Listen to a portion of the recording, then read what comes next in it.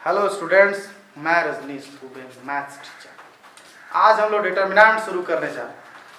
हम लोग इसमें जानेंगे कि डिटर्मिनेंट क्या है, इसका संकेत क्या होता है, इसका मैट्रिक्स से क्या संबंध है और डिफरेंट टाइप के डिटर्मिनेंट का वैल्यू कैसे ज्ञात करते हैं। तो चलिए शुरुआत करते हैं। सबसे पहले ये जाने कि डिटर्मिनेंट क्या है।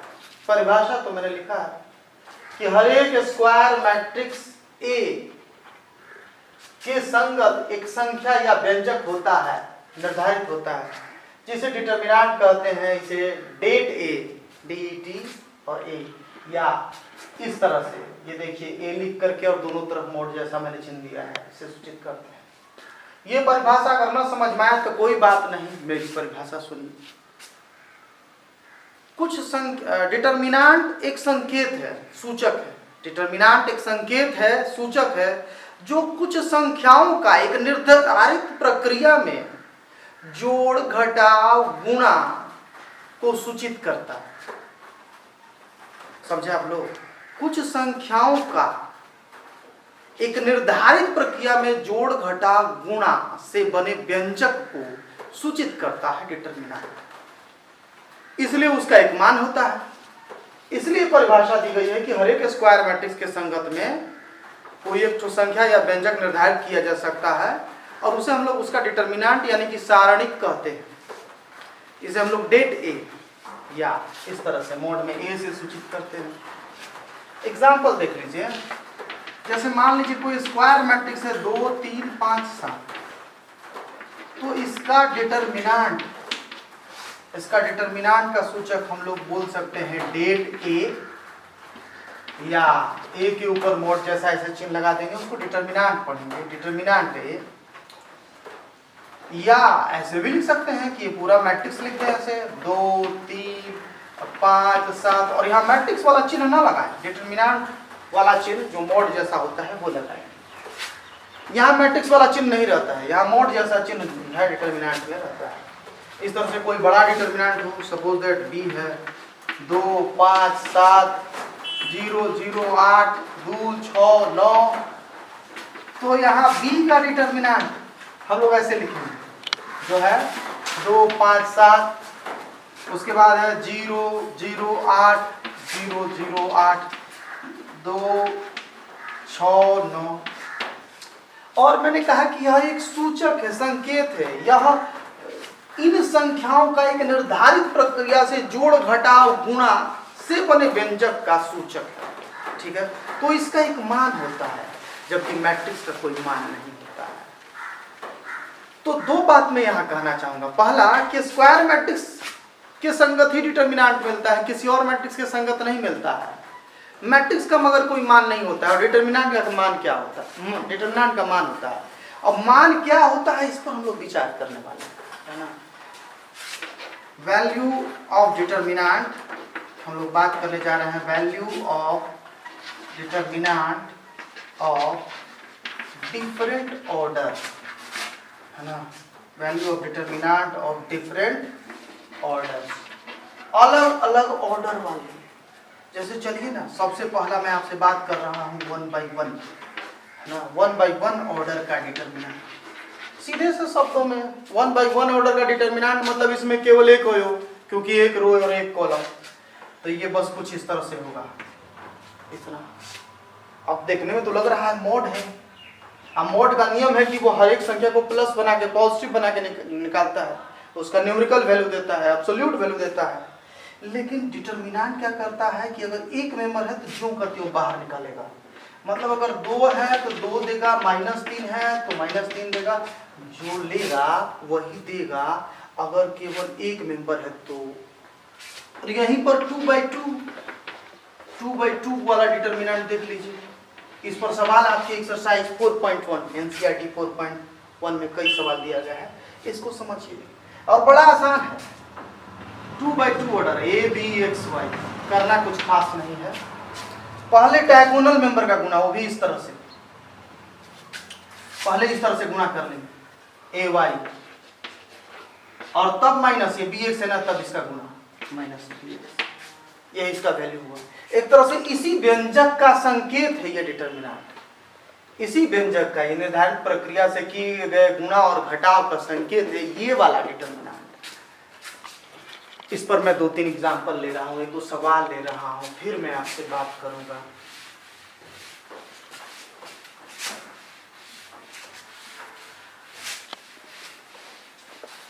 डिटर्मिनेंट पढ़ने से पहले आपको जोड़ घटाव गुणा ही बस आना चाहिए, बाकी चीज की जरूरत नहीं है। बाकी चीज की जो जरूरत पड़ेगी जहां जहां मैं बताऊंगा, अगर आप इतना पहले से जानते हैं तो डिटर्मिनेंट आपको पूरा समझ में आएगा। देखिए एग्जाम्पल एक मैं ले रहा हूं, जैसे कहीं लिखा हुआ है 3, 6, 2, 7। तो जैसा कि मैंने आपको सिखाया कि पहले ये वाला गुणा होता है ना, 3 गुना 7 घटाव 6 गुना 2, तो 21 घटाव 12 हो जाएगा 9। मान लीजिए x y 2 6 है, तो थोड़ा डायरेक्ट किया जाए, पहले ये वाला गुणा 6x घटाव 2y, ये हो गया। अच्छा कुछ और क्वेश्चन में दे रहा हूँ, बस आपको कंफ्यूज करने की मैं कोशिश कर रहा हूँ। जैसे कहीं लिखा हुआ है x 2 7 3 बराबर 0, और मैंने कहा सोल्व इट, इसको सोल्व करना है। तो किस इक्वेशन को सोल्व करना मतलब उसमें मौजूद वेरिएबल का मान बताना। इसमें मौजूद वेरिएबल है x का मान बताना, और कोई टेढ़ी चीज थोड़ी ना है। पहले ये वाला डायगोनल मेंबर का गुना 3x माइनस 14 बराबर 0, 3x इज इक्वल टू 14, और इससे पता चला कि x का मान 14/3। ये तो नियम ही ना है कि जो पहले साइड गुणा में रहेगा, जैसे यहाँ 3 गुणा में है, तो वो दूसरे साइड जब जाता है तो भाग में चला जाता है। 3 यहाँ गुणा में है, दूसरी तरफ भाग में चला जाता है। ये हो गया हम लोग। इस प्रकार से अनगिनत क्वेश्चन मिल सकते हैं। अब जैसे मैंने आपसे एक और क्वेश्चन दिया, मैंने कहा कि भाई एक डिटर्मिनेंट है जिसमें है 7 2 6 3, और ऐसा करो आप 2b का डिटर्मिनेंट निकालो, बताओ कि 2b का डिटर्मिनेंट क्या है। वेरी सिंपल, ये है मैट्रिक्स है ना, पहले आप 2b निकालोगे। 2b मैट्रिक्स में कोई संख्या से गुणा होती है तो अंदर में सब मेंबर में गुणा होता है, तो 2 से आप सब में गुणा करोगे। पहले मैट्रिक्स लिख लो आप 7 2 6 3, अब आप सब में गुणा करोगे तो 2 से सब में गुणा हुआ, 2 7 14, 2 दूना 4, 2 6 12, 2 3 6 ना, अभी मैट्रिक्स ही है। अब 2b का डिटर्मिनेंट मतलब अब इसका डिटर्मिनेंट, तो 14 4 12 6, अभी तो सिंपल डिटर्मिनेंट का हो गया। सिंपल डिटर्मिनेंट का वैल्यू 14 छक्के 84, और फिर बचूक 48 और घटा जो भी है। इस प्रकार से इस तरह का क्वेश्चन आप बना सकते हैं। ये मैंने आपको समझाया 2/2 डिटर्मिनेंट की बात। एक और क्वेश्चन ले लीजिए। मैंने एक क्वेश्चन दिया, मैंने कहा कि भाई एक मैट्रिक्स ए है, x 6 3 5 है ना, एक मैट्रिक्स है, और क्वेश्चन में मैंने लिख दिया कि देखो भाई 2a का डिटर्मिनेंट बराबर 5 है, तो आप बताओ यहाँ की x का मान क्या होगा। बस मैंने कंफ्यूज करने की कोशिश की है, सवाल सिंपल है। एक मैट्रिक्स है, इसमें 2 से गुणा करना है, तो 2a डायरेक्ट थोड़ा चलते हैं। मैट्रिक्स ए में मैंने 2 से गुणा किया, तो मैट्रिक्स का नियम है कि जो संख्या गुणा होगा वो सब लाइन में सब मेंबर में गुणा होगा। तो 2x 12, तो 3 6, 2 5 10, इस प्रकार से गुणा होगा। अभी ये मैट्रिक्स है। अब डिटर्मिनेंट का संकेत देंगे, तो ये भी डिटर्मिनेंट हो गया 12 6 10। अब क्वेश्चन में यहाँ जो बोला है कि 2a का डिटर्मिनेंट बराबर है 5, तो 2a का डिटर्मिनेंट 2x 12 6 10 बराबर है 5। सोल्व करेंगे, 2x गुना 10 20x माइनस 72 बराबर 5। कैलकुलेट कीजिए फिर, तो 20x बराबर 5 प्लस 72, और 20x बराबर 72 5 77 हुआ, और 20 जो है इधर गुणा में है उधर भाग में चला जाएगा। तो x बराबर 20 इधर गुणा में है, दूसरी तरफ भेजेंगे तो 77/20। ये 2/2 ऑर्डर का डिटर्मिनेंट हुआ। आइए अब हम लोग 3/3 ऑर्डर के डिटर्मिनेंट की बात कर रहे हैं।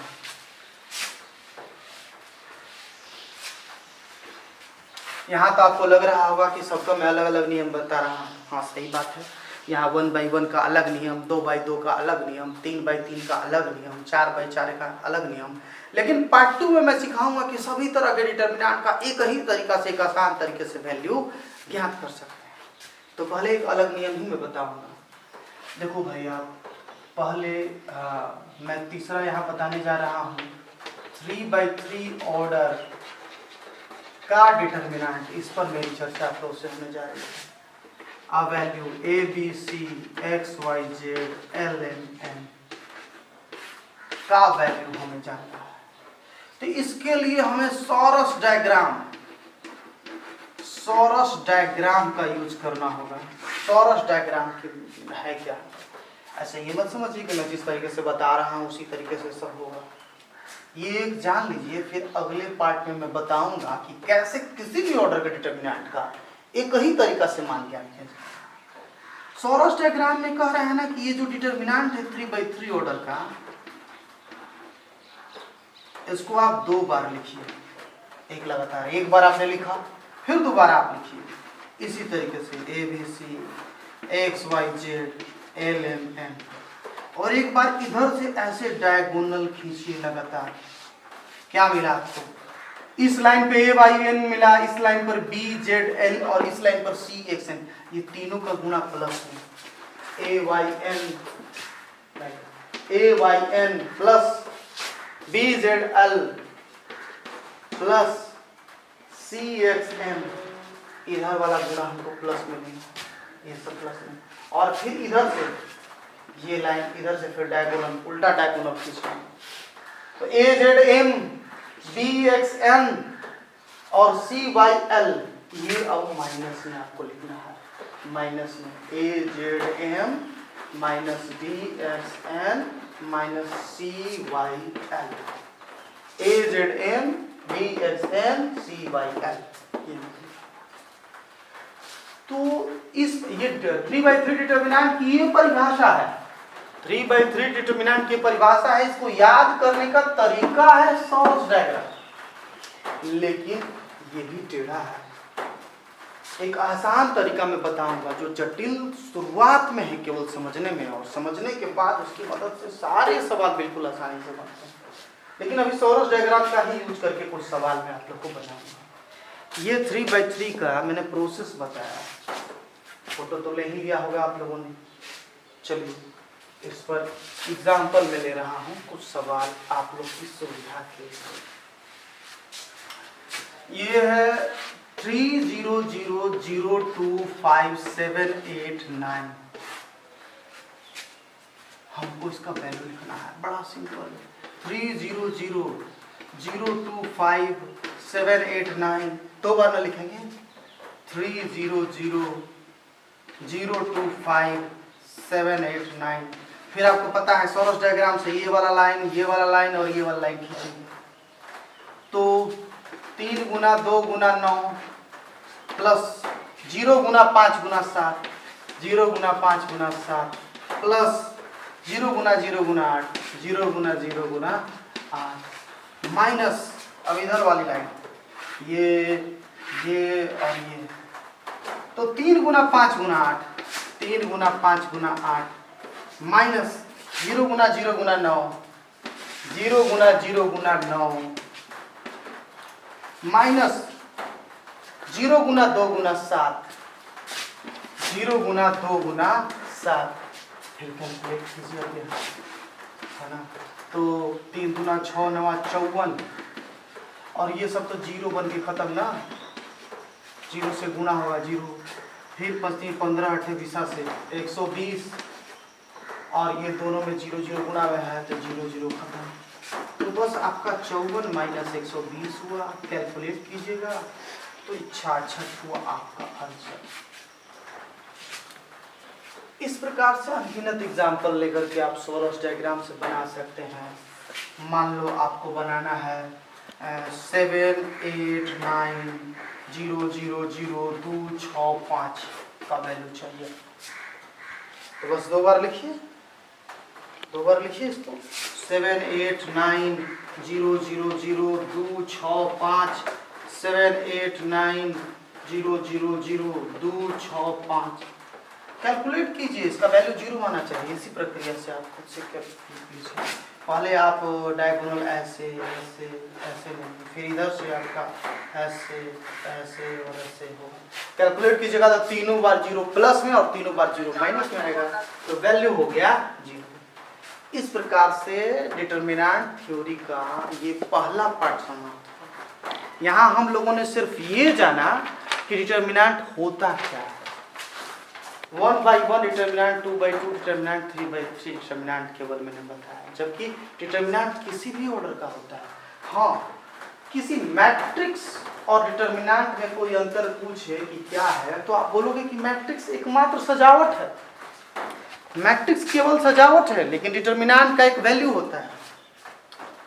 स्क्वायर, हर एक स्क्वायर मैट्रिक्स के संगत में एक डिटर्मिनेंट मिलता है ना, लेकिन स्क्वायर मैट्रिक्स का कोई वैल्यू नहीं होगा और डिटर्मिनेंट का एक वैल्यू होगा।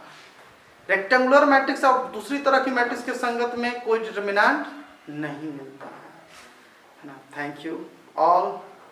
अब इसके बाद हम लोग अगले पार्ट में पढ़ेंगे किसी भी ऑर्डर के डिटर्मिनेंट का वैल्यू निकालना। थोड़ा टेढ़ा है मगर ध्यान दीजिएगा, हो जाएगा। Thank you all.